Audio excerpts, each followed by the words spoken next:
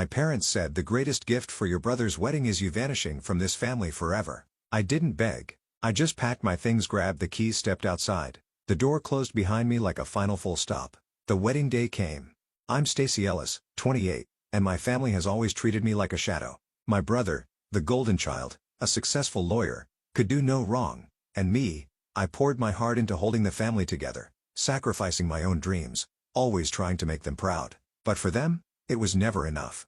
They smiled at my brother, patted his back with pride, while I only received cold stares and sharper words. Why can't you be more like him? They said, their voices cutting straight through me like blades. I swallowed it all, stayed silent, believing that one day they'd finally see me. Then my brother's wedding drew near. I was handed the responsibility to make everything perfect, running every detail, ensuring nothing went wrong. I thought maybe this time they would notice me. But I was wrong. The night before the big day, we sat around the dinner table. My brother demanded more lavish bands, imported flowers, things I simply could not provide. I said no, and that's when my parents snapped. Their words struck like a blow I never saw coming. The greatest gift for your brother's wedding is you, vanishing from this family forever. The room went silent. My chest tightened. But I didn't beg. I stood, grabbed my keys and walked out. The door closed behind me like a final full stop. The wedding day came. Everything seemed perfect, until it all collapsed in the blink of an eye. If it were you, would you stay to witness it or walk away forever? Share your thoughts in the comments below. I'd love to hear your answer. Years earlier, I was a freelance marketer with big dreams. I'd just landed a contract with a major supermarket chain, $40,000 to revamp their regional ad campaign. It was my ticket to independence, a chance to build my name in a cutthroat industry.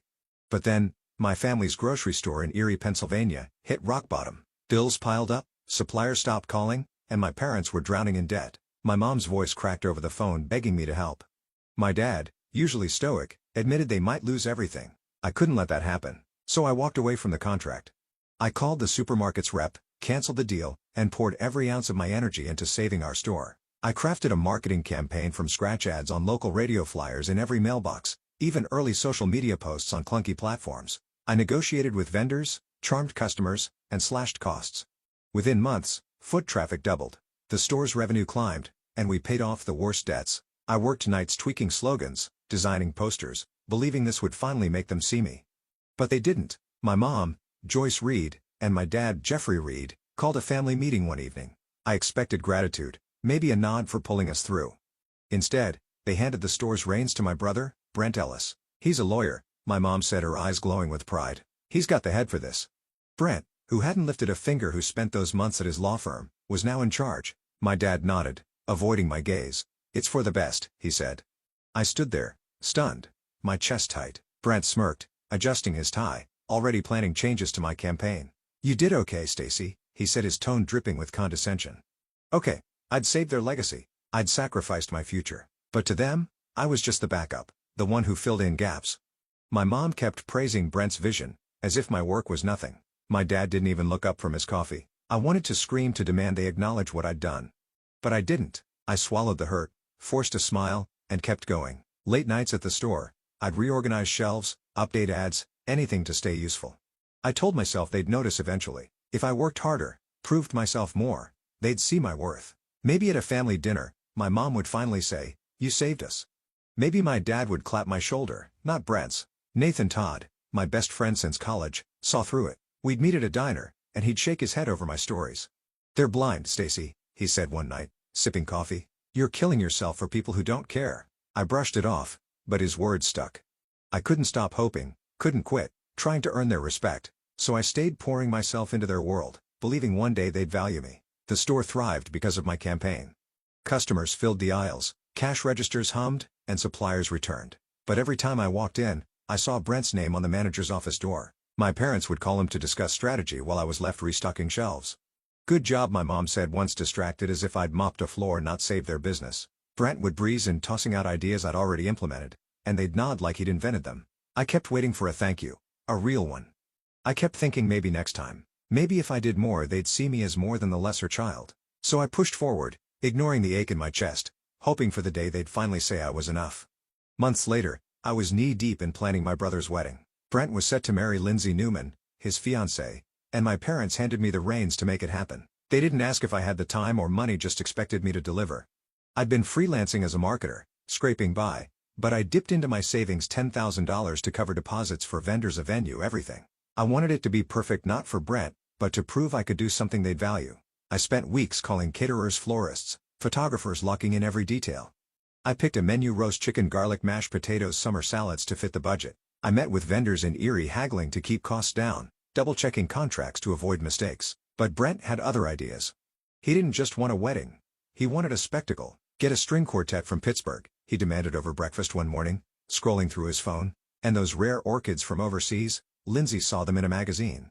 I explained the budget was tight, that my savings were already stretched thin. He rolled his eyes. "You're always cutting corners, Stacy. Make it happen." My mom Joyce chimed in, sipping her coffee. "He's right. This is his day. Don't mess it up." My dad Jeffrey just nodded, flipping through his newspaper. Their words stung, but I kept going, thinking maybe a flawless wedding would finally earn their respect. I worked late nights emailing vendors, adjusting plans. I found a local band willing to play for less, booked standard roses instead of imported flowers. Every choice was calculated to balance Brent's demands with reality. But he kept pushing. One afternoon he called, insisting on a celebrity DJ from Cleveland. "It's only a few thousand more," he said, like it was nothing. I reminded him I was funding half the wedding myself. "Figure it out," he snapped, hanging up. Joyce overheard and shook her head. "Why can't you just do what he wants?" she said. Jeffrey glanced up, muttering, "Don't ruin this for him." I felt dismissed, like my efforts were invisible. I'd spent hours coordinating, sacrificing my own projects to make their vision work. Yet every step they criticized. At a family lunch, Joyce pointed out a typo in the invitation draft I'd shown her. "Careless," she said, tossing it aside. Brent smirked, adding, "Typical Stacy." I wanted to snap back to tell them how much I was carrying, but I bit my tongue. I kept tweaking the seating chart, confirming deliveries, hoping they'd see the work behind it. Nathan noticed the toll it was taking. We met at a coffee shop in Erie one evening, and I vented about Brent's endless demands. "He wants a custom ice sculpture now," I said. Exhausted, Nathan leaned forward, his voice firm. "Stacy, you're bending over backward for people who don't appreciate you. Stand up for yourself." I shrugged, stirring my coffee. "If I pull this off, maybe they'll finally see me." He shook his head, unconvinced. "They won't. You're worth more than their approval." But I couldn't stop. I kept at it, calling the venue daily, ensuring the linens were perfect, the cake ordered. I even paid an extra deposit to secure a backup generator just in case. My savings dwindled, but I told myself it was worth it. If I could deliver Brent's perfect day, maybe Joyce would smile at me for once. Maybe Jeffrey would say something other than "Don't ruin it." I poured everything into the wedding, believing it was my chance to shine. Brent's demands kept escalating. At one point he texted me a link to a luxury catering service, insisting on caviar appetizers. I called him, explaining it would blow the budget. "You're embarrassing me," he said, his voice cold. Joyce overheard when I visited the house, and she sighed. "Just do what he asks, Stacy. It's not that hard." Jeffrey nodded, not looking up from his TV. Their dismissal burned, but I kept working, adjusting plans, hoping the wedding would change how they saw me. The night before the wedding, I sat at our family's dining table in Erie, the air thick with tension. My mom had cooked her usual roast, but no one was eating. Brent leaned back in his chair, scrolling through his phone while his fiancée Lindsay picked at her plate. My dad sipped his wine, barely glancing up. I'd spent months planning Brent's wedding, pouring $10,000 of my savings into it, but tonight felt different, like a storm was brewing. I braced myself, hoping for a quiet evening. Brent broke the silence. "Stacy, we need to upgrade the menu," he said, not looking up. "Add lobster tails and that vintage champagne from Napa Valley. Oh, and hire that photographer from Pittsburgh, the one who shot the governor's gala." I stared at him, my fork frozen. Lobster tail champagne that cost $500 a bottle. A photographer charging $3,000 a day. I'd already stretched my savings to the limit, covering half the wedding's cost. "Brent, I can't," I said, keeping my voice steady. "I've already paid for everything. The venue, the band, the flowers. There's no money left." He scoffed, tossing his phone on the table. "You're always so cheap, Stacy. This is my wedding. Make it happen." Joyce set her glass down hard, her eyes narrowing. "He's right," she said. "This is a once-in-a-lifetime day. Why are you being so selfish?" Jeffrey looked up, his voice gruff. "Don't ruin this for your brother."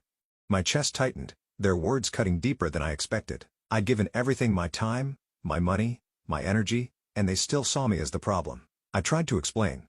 "I've spent $10,000 of my own savings. The budget's maxed out. Lobster and a celebrity photographer aren't possible." Brent rolled his eyes, leaning toward Lindsay. "See, I told you she'd skimp on us." Lindsay stayed quiet, avoiding my gaze. Joyce folded her arms, her voice sharp. "You've always been like this, Stacy, never stepping up when it matters." Jeffrey nodded, adding, "Brent deserves better than your half-hearted effort." "Half-hearted?" I'd worked nights, haggled with vendors, made their dream wedding possible, but to them, it was nothing. I pushed back my voice, rising. I've paid for half this wedding. I've done everything you asked. I can't keep pouring money I don't have into this. Brent smirked, shaking his head. Then maybe you shouldn't be involved at all, he said. Joyce leaned forward, her eyes cold. You know what, Stacy? The greatest gift for your brother's wedding is you vanishing from this family forever. The room went silent. Jeffrey didn't flinch, just stared at his plate. Lindsay shifted uncomfortably, saying nothing. My heart pounded their words, echoing like a slap. Vanish. After all I'd done, I wanted to scream to list every sacrifice I'd made. But their faces, Joyce's glare, Jeffrey's indifference, Brent's smug grin told me it wouldn't matter. They'd chosen him again. I stood my chair, scraping the floor. Fine, I said, my voice low but firm. If that's what you want. I grabbed my purse, my keys jangling in my hand. Joyce called after me. Don't make a scene, Stacy. But I was done listening. I walked out the door, slamming behind me, the sound sharp and final. Outside, the cold, eerie air hit my face, but I felt a fire inside. I'd given them everything, my savings, my time, my hope, and they'd thrown it back in my face. Sitting in my car, I gripped the steering wheel, my mind racing. They wanted me gone. Fine. But I wasn't going to fade quietly. I'd spent months building their perfect day, only to be told I was the problem. No more. I wasn't sure what I'd do next, but one thing was clear. I was done being their doormat. I started the engine, my resolve hardening. Tomorrow, they'd see what happened when I stopped carrying their weight. The next morning, I woke up with their words still burning in my ears. I sat on my bed, staring at my phone, my savings account app open. $10,000, my entire nest egg sat tied up in deposits for Brent's wedding. Caterers, florists, the band, all paid from my pocket to make their day perfect. But after last night's dinner, their demand for me to vanish forever changed everything. I wasn't going to let them walk over me anymore. I started calling vendors. First, the caterer. Cancel the order, I said, my voice steady. I'm pulling the deposit. The woman on the line hesitated, asking about penalties, but I didn't care. Next, the florist. No roses, no centerpieces, I told her. Refund my payment. The band was last. They'd already cashed my check, but I demanded a chargeback. By noon, I'd clawed back most of my $10,000, leaving the wedding stripped bare. No flowers, no music, no food. I didn't feel guilt, only resolve. They wanted me out. I'd give them a wedding they'd never forget. By afternoon, chaos erupted at the venue. Guests arrived to empty tables, no band playing, no bouquets in sight. Lindsay, Brent's fiancée, stood in her gown, stunned as relatives whispered in confusion. Brent, red-faced, yelled at the venue staff who had no answers. Joyce called me, her voice shrill through my voicemail. Stacy, what have you done? You've ruined everything. Jeffrey left a message too, his tone cold. You're a disgrace to this family. I didn't call back. Their accusations didn't faze me. I'd heard enough. That evening, Brent took to an online forum, a local Erie message board buzzing with gossip. My sister sabotaged my wedding, he posted, his words dripping with venom.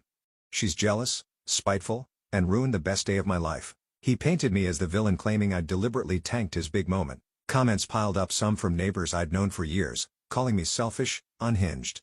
Joyce chimed in, replying to Brent's post. She's always been trouble. Jeffrey didn't post, but I knew he agreed. Their lies spread like wildfire, twisting the truth to save face. I sat in my apartment reading the posts, my stomach churning. Part of me wanted to fire back, to expose how I'd funded half their dream wedding, how they demanded more than I could give. But what was the point? They'd never admit they were wrong. Instead, I opened my laptop and started searching for apartments in Asheville, North Carolina. I'd visited once, loved the quiet mountains, the fresh start it promised. Erie held nothing for me anymore, just a family that saw me as disposable. I made a call to a realtor asking about rentals. Something small, I said. I'm starting over. Nathan stopped by that night, his face grim. They're trashing you online, he said, showing me Brent's post on his phone. You okay? I nodded, though my hand shook. I'm done with them, I told him. He didn't push. Just sat with me as I packed a few boxes, clothes, books, my laptop. You're stronger than they know, he said before leaving. His words stayed with me, a small anchor in the storm. By midnight, I'd booked a one-way bus ticket to Asheville for the next week. The wedding's collapse was on them. They'd pushed me too far. Joyce's voicemail played again in my mind, her voice blaming me for their embarrassment. Jeffrey's cold tone echoed, labeling me a disgrace. Brent's post with its lies stung worst of all, but I wasn't staying to fight their narrative. I'd given them everything, my money, my effort, my hope, and they'd thrown it away. Now, I was choosing myself. Weeks after the chaos, I stood in my small Erie office packing up the last of my things.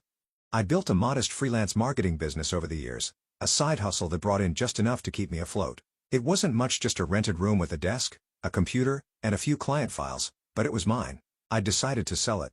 A local agency offered $25,000 for my client list and contracts. I signed the papers, without hesitation, the pen steady in my hand. That money plus the $10,000 I'd pulled back from the wedding was my ticket out. I also made a harder call. For years, I'd poured myself into my family's grocery store first with a marketing campaign that saved it, then with a $5,000 investment from my savings to keep it running. I'd managed inventory, negotiated with suppliers, kept the books balanced. But after their betrayal, I was done. I contacted the bank and withdrew my investment, every cent. I didn't call Joyce or Jeffrey to warn them. They'd made their choice when they told me to vanish. Without my money and management, the store's cracks, ones I'd patched for years, would split wide open. By the end of the month, I was on a bus to Asheville, North Carolina. My belongings fit in 2 suitcases: clothes, a laptop, a few books. The mountains loomed outside the window, their quiet promise pulling me forward. I'd rented a small apartment downtown, nothing fancy, just a 1-bedroom with a view of the Blue Ridge Peaks. The first night I sat on the bare floor eating takeout, feeling lighter than I had in years. Erie was behind me. Joyce, Jeffrey, Brent, and their venom too. The family store didn't last long after I left. Nathan texted me updates, his messages blunt. Suppliers stopped delivering when payments stalled. Customers dwindled, turned off by empty shelves. Brent, who'd been handed the reins, fumbled every decision. Joyce tried to step in, but she couldn't handle the logistics I'd managed. Jeffrey just retreated, blaming everyone else. Within weeks the store declared bankruptcy, its doors locked for good. Nathan wrote, "They're falling apart without you." I didn't reply. Their failure wasn't my burden anymore. In Asheville, I started over. I took freelance marketing jobs, small gigs for local shops, crafting ads for coffee roasters and boutiques. The work was steady, my skills sharp from years of hustling. I kept to myself at first, wary of new faces, but the city's warmth pulled me in. One morning I wandered into a bakery downtown, drawn by the smell of fresh bread. Shirley Bennett, the bakery owner, greeted me with a wide smile. She was in her 50s, her apron dusted with flour, her laugh loud enough to fill the room. "You look new around here," she said, sliding a free scone across the counter. We got to talking. I told her I'd just moved, leaving out the messy details. Shirley didn't pry, just shared stories of her own, how she'd started the bakery, after a divorce, rebuilding from scratch. "Takes guts to start over," she said, her eyes kind. She invited me to a local business meetup, introducing me to shop owners who needed marketing help. I landed 2 clients that week thanks to her. Shirley became a regular part of my day's coffee at her bakery chats about life, her steady presence grounding me. I didn't hear from Joyce or Jeffrey. Brent sent one angry email accusing me of tanking the family business. "You're selfish?" he wrote, as if I hadn't kept it alive for years. I deleted it without responding. Lindsay stayed silent, probably caught in Brent's orbit. I thought about Nathan's words from Erie, "You're stronger than they know." He was right. In Asheville, I wasn't the shadow I'd been in Erie. I was building something new, clients, connections, a life that felt mine. One evening, Shirley invited me to her bakery after hours. We sat with mugs of tea, the smell of cinnamon rolls lingering. "You seem different," she said. "Settling in," I nodded, realizing I hadn't thought about Erie in days. For the first time, I felt unburdened, like I could breathe without carrying their expectations. Asheville was my fresh start, and with Shirley's help, I was finding my place. I wasn't looking back. Months later, Asheville had become my sanctuary, but the fallout from Erie still rippled. The family grocery store, once the heart of my parents' world, was gone, its shuttered windows a symbol of their unraveling. Joyce and Jeffrey faced a harsh new reality.